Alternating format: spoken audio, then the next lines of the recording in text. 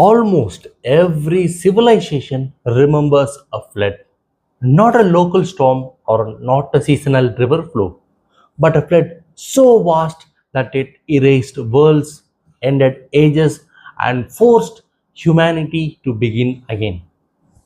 Welcome back to Shadows and Scripts, where ancient stories are not dismissed as fantasy but examined as memory. This is episode 4. Tonight, we ask a question that appears in clay tablets, sacred books, and epics across the world. Why do cultures that never met remember the same catastrophe? The oldest written flood story we know comes from ancient Mesopotamia, the Epic of Gilgamesh, written around 2100 BCE, tells the story of Utnapishtim. The gods decide humanity has become too loud, too chaotic. A great flood is chosen as the solution.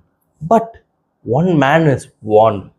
Utnapishtim is instructed to build a massive boat, seal it with pitch, preserve family, animals, and seeds, and prepare for the total destruction. And finally, the flood comes, cities vanish, humanity is erased. After days of water, birds are released to search for land. When the waters recede, the life begins again. This is not a vague myth. It is very, very detailed, structured, and also very, very specific.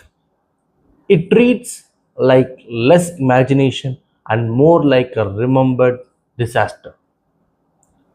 Centuries later, the same story appears again, this time in the book of Genesis. Here, the survivor is Noah. The framing changes, but the structure remains. Humanity has fallen into moral collapse. A flood is announced. One righteous man is warned. An ark is built. Animals are preserved. The world is wiped clean. Birds are released. A covenant follows.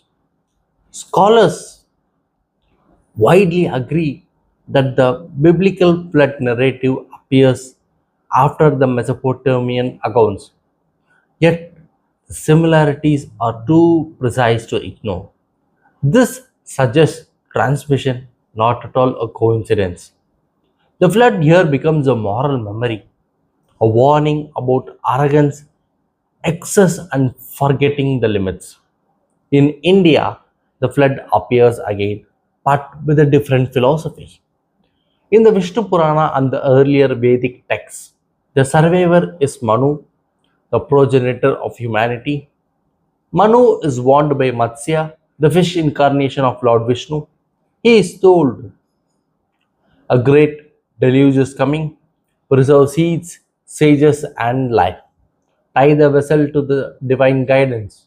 The flood comes, the water rises, and the world resets.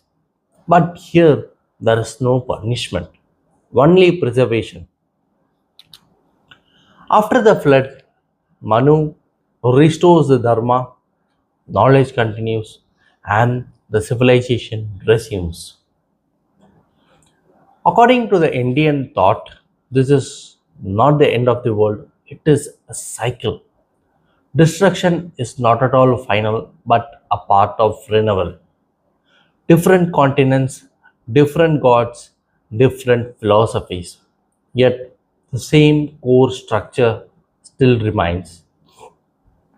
Advance warning, a chosen survivor, a vessel, preservation of life, a catastrophic flood, and a new beginning.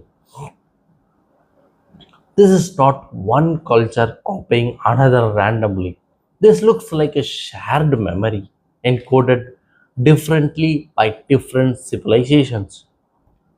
Memory doesn't preserve measurements, it preserves meaning. Now, let me come to an important clarification.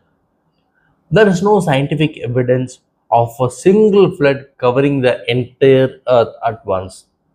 But science does confirm massive sea level rise after the last ice age, sudden regional floods, coastal civilizations submerged, rapid meltwater events for early humans, a regional catastrophe was the world.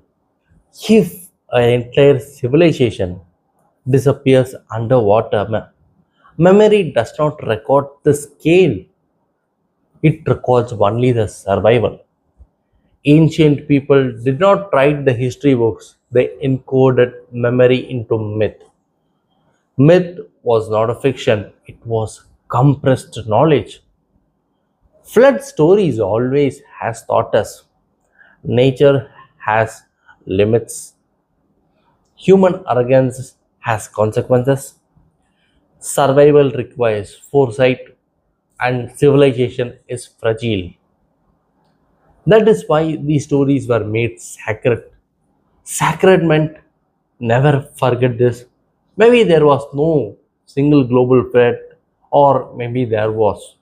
But what matters is this: across millennia, humanity refused to forget that the flood survives in clay, scripture, and epic because it was not just water, it was a warning. So the real question is not did the great flood happen exactly as written, but the real question is what did humanity experience that made this memory too important to lose? If this episode made you rethink the ancient stories, subscribe to the channel because in shadows and scripts, myths are not dismissed, they are decoded, and some memories are older than the history itself.